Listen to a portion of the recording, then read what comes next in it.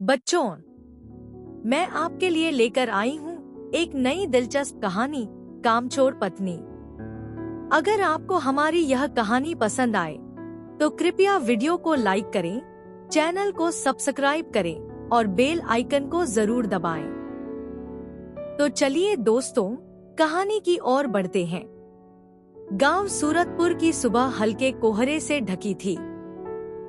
चौपाल पर चार बुजुर्ग ठंड से कांपते हुए हुक्का पी रहे थे। तभी हरिया दौड़ता हुआ आया और बोला, अबे ओ बुजुर्गों, पप्पू काका के बेटे की बहू आ गई।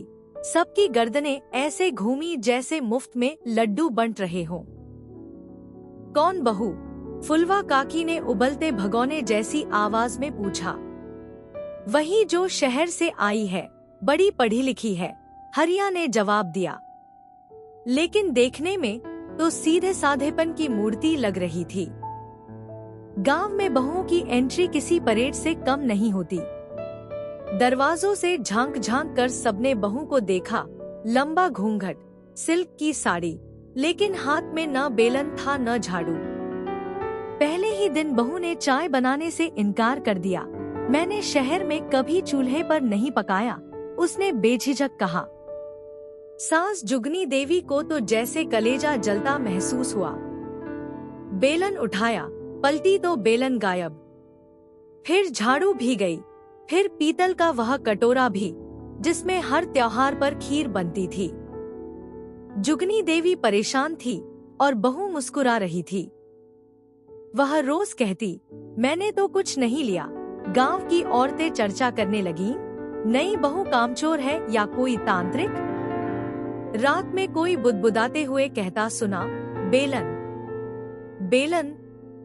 एक दिन जुगनी देवी ने तय किया कि अब बहू की टोह ली जाएगी। वह रात को छुपकर बैठीं और देखा कि बहू लाल किताब लेकर अलमारी से कुछ निकाल रही थी। एक दिन में 3 चीजें ज्यादा नहीं होनी चाहिए, नहीं तो शक हो जाएगा। सुबह गांव में खबर फैल गई कि बहू सामान गिन गिन कर चुराती है। पप्पू काका परेशान थे, लेकिन बहू मुस्कुरा कर कहती, मैं तो बस आराम पसंद हूँ। फिर राम दुलारी की साड़ी भी गायब हो गई। सबने मिलकर फैसला किया कि अब कुछ करना पड़ेगा। अगली रात औरतें छुप गईं।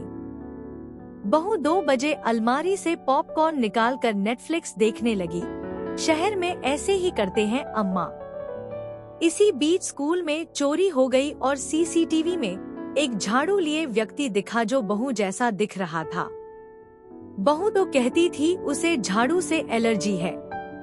अब गांव की सास जुगनी देवी का शक पक्का हो गया। उन्होंने बहू की अलमारी की तलाशी ली और वहां एक गुप्त रास्ता निकला जो पुराने कमरे में जाता था। वहां संदूक, डायरी और एक धातु का डिब्बा मिला। पंचायत में यह बात रखी गई। अगली रात गांव वाले बहू की निगरानी में जुट गए। बहू रात को अलमारी से डायरी और डिब्बा निकाल रही थी। तभी सास ने लाइट जला दी। बहू मुस्कुराई और बोली, यह मेरी नानी की डायरी है, मैं यहाँ शांति से पढ़ने आती हूँ। लेकिन अगले ही दिन सीसीटीवी में फिर वही नकाबपोश दिखा। इस बार हाथ में मोबाइल था जिसमें बहू का वॉलपेपर था। सास को शक हुआ कि बहू के पीछे कोई और कहानी है। उन्होंने रामी, फुलवा और चमेली के साथ मिलकर जासूसी शुरू की। अगली रात बहू अलमारी के रास्ते गई, लेकिन उसके साथ एक और औरत भी थी, बसंती, जो 3 साल पहले शहर गई थी। बहू उसे साड़ियाँ, अचार और बर्तन दे रही थी। अगली सुबह पंचायत में यह बात सामने आई। गांव में हड़कंप मच गया। फिर बहू ने ऐलान किया कि अगले हफ्ते क्लब की बैठक में वह सारी सच्चाई बताएगी। पूरे गांव की नजरें उस बैठक पर टिक गईं। बैठक के दिन हवेली में मंच सजा। बहू ने नानी की डायरी पढ़ी। बताया कि वह श्रम विराम समिति की नई परंपरा चला रही है, जिसमें जरूरतमंद औरतों को चीजें बांटी जाती हैं। चोरी नहीं, मदद है। स्कूल की चोरी की चीजें वहीं लौटा दी गई थी, रंगपट्टी और किताबों में बदलकर। तभी गोलू नाम का युवक आया और बोला, सीसीटीवी में जो दिखा था वह मैं था। बहू दीदी ने मुझे प्रेरणा दी थी। सन्नाटा छा गया। बहू अब गांव की सुधारक बन चुकी थी। सास तक बोली, ससुरी तुझसे तो मैं हार गई। गांव में कामचोर क्लब अब समानता मंच बन चुका था। महिलाएं बराबरी से फैसले लेने लगी। लेकिन कहानी खत्म नहीं हुई। गांव में एक नया मेहमान आया, पन्नालाल, बहू का मौसा सुर, जो यूट्यूब पर कामचोर क्लब देखकर आया था। वह बोला, अब मैं यहीं रहूंगा और बहू से कामचोरी के गुण सीखूंगा। बहू का माथा घूम गया। पन्नालाल ने ऐलान कर दिया, राष्ट्रीय कामचोर प्रतियोगिता में भाग लेगा और गांव का सबसे आलसी आदमी बनेगा। बहू ने मुकाबला रखा, 100 काम करने की चुनौती। बहू ने एक एक काम निपटा दिए। पन्नालाल 27 पर अटक गया। बहू जीती और पन्नालाल को मिला आरामचंद पुरस्कार।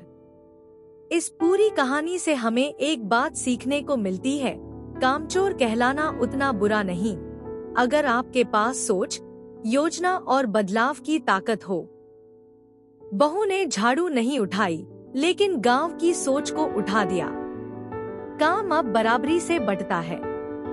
महिलाएं केवल काम करने वाली नहीं, निर्णय लेने वाली भी बन गई है। और पन्नालाल, वह अब बच्चों को सिखाता है कि कामचोरी से कैसे बचा जाए।